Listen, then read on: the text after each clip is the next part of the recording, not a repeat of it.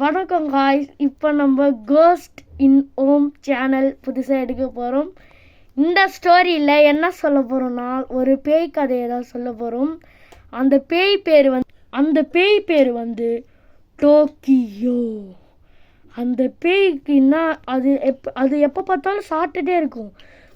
உண்டையாக சாப்பிட ஒரு நாள் இந்த வீட்டுக்கு பக்கத்தில் தோட்டக்காரர் ஒருத்தர் இருந்தார். அந்த தோட்டக்காரரோட வீட்டுக்குள்ள நிறைய மாடு இருக்கும். அந்த மாடெல்லாம் இந்த பேய் வந்து அடிக்கடி கடிச்சு சாப்பிட்ரும்.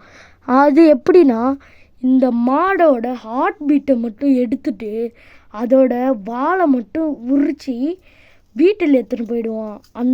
அந்த ஆளோட அந்த வால், அப்புறம் அதோட அந்த இதெல்லாம் இருக்கும் பார்த்தீங்களா, கொம்பு எல்லாத்தையும் எடுத்துகிட்டு போகிறது தான் இவனோட வேலை. அது மாதிரி ஒன்றா இவன் எல்லாத்தையும் எடுத்து போவேன். அந்த தோட்டக்காரர் ஒரு நாள் யார் பண்ணுற அந்த வேலையை அப்படின்ட்டு அவர் அன்றைக்கி ஒரு நாள் சாமியார்கிட்ட போனார். அப்போ அந்த சாமியார், பொய் சாமியார், அவர் வந்து நீங்கள் இந்த மாதிரி இது பண்ணுங்க, நான் எலுமிச்சை பழம் தரேன், அதை ஏதாவது ஒரு பொணை மேலே போட்டு அதை எடுத்து உங்கள் வீட்டில் வைங்க அப்படின்னு சொல்லியிருக்காரு.